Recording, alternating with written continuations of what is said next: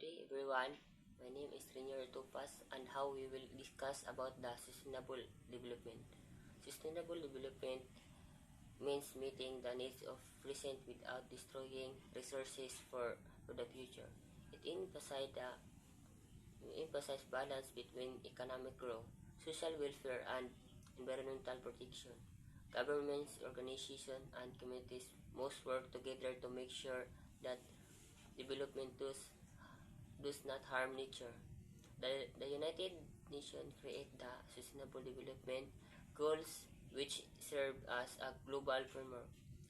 These include goals like ending poverty, ensuring clean water, promoting education, renewable energy, gender equality, and climate action. The key points of this is 1. Global action.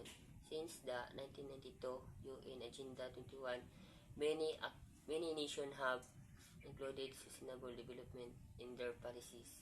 2. Environment, environment and stability. A sustainable environment must be stable and reliance. Stability alone is not enough. True sustainability includes the ability to adapt and recover. 3. Philippines example. Programs like Pro Water promote clean water, sanitation, energy, and resilience. However, statistics show challenges remain such, such as 35.2% of the population living below the poverty line. 4. Sustainability versus stability. Stability refers to resistance to change, but sustainability goes further by ensuring long-term balance, adaptability, and protection of resources. Food security. Food security is a vital part of sustainability and ensures that people have reliable access to sustained, safe, and nutritious food. Without food insecurity, poverty, and stability increase. Conclusion. Sustainable development is not just a trend but necessary for global survival.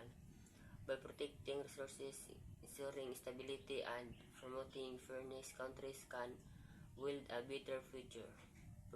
Food security and environmental care are key pillars of this effort. Thank you. Good day everyone, my name is Renz Teves and this is my report. The topic is about sustainable development. Sustainable development means improving the economy and society while protecting the environment. It focuses on meeting the needs of people today without destroying resources for future generations. The Philippines, like many countries, faces challenges but also opportunity to achieve sustainability. So ang sustainable development mao ang pagpauswag sa atong ekonomiya og syudad. Ang unsa niya mao ang paghatag og maayong panginhanglan sa mga tao na dili madawat ang atong resources. Economic status. So ang economic status of the Philippines is a developing country with steady economic growth. It has a strong sectors such as agriculture, service, and services.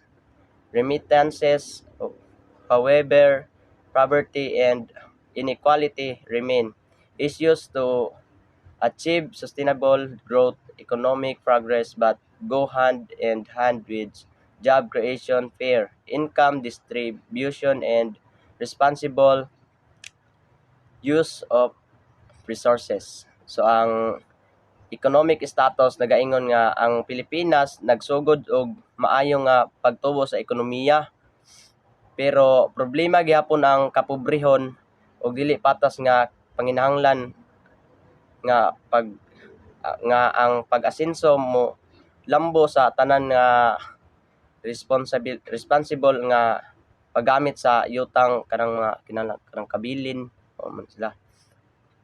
So environmental issue. The challenge. The country face many environmental problems such as deforestation, population, flooding, waste management, and the effects of climate change. Natural disaster like typhoons and earthquake also worse these problems. Protecting forests, managing waste properly, and using renewable energy are key solution. So ang environmental issue mo ni siya ang daghan nga mo ni siya ang problema sa sama sa kanang mga bukid gipang putol ang mga kahoy, mo na siya madaot ang ato ang nature, mo na ang environmental issue. So sustainable development plan for the Philippines promote exclusive and fair economic growth. So mo na siya ang mga plano sa Pilipinas, patas og exclusive nga pag-asenso sa ekonomiya. Mao na siya mas kusog ang edukasyon og trabaho para sa kabatan-unan, og pagpanalipod sa kinaiyahan nga pinaagi sa balaod kanang giampingan nato ang ato ang nature ba. Mo na siya ang balaod. Pag-andam sa mga katalagman kanang mga pareha na moabot sa tuwa nga bagyo, takabaluan na baha, mo na siya. Pagpalambo sa solar og wind energy, mo na siya ang sustainable plan.